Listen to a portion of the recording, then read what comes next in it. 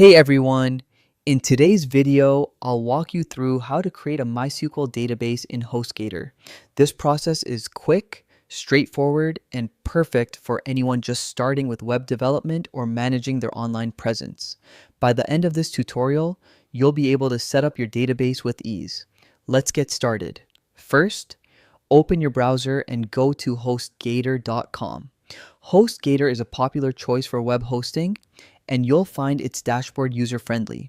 Next, click the Sign In button at the top right corner of the homepage.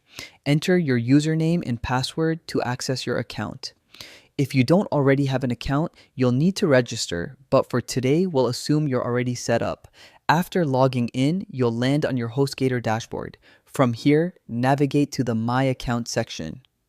This is where you'll find billing, settings, and hosting details. Click on Settings. This page lets you manage important configurations for your hosting package.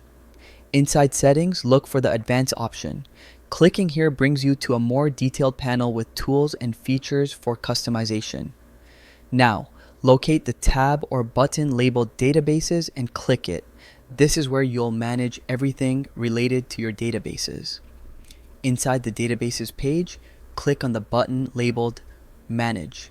This gives you access to view, edit, or add databases. Now, click on the Add Database button. Enter a name for your new database. It's best to use something descriptive so you can easily identify it later. And that's it. You've successfully created a MySQL database in HostGator.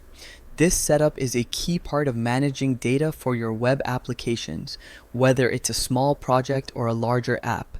Thanks for watching, and don't forget to subscribe for more tutorials like this.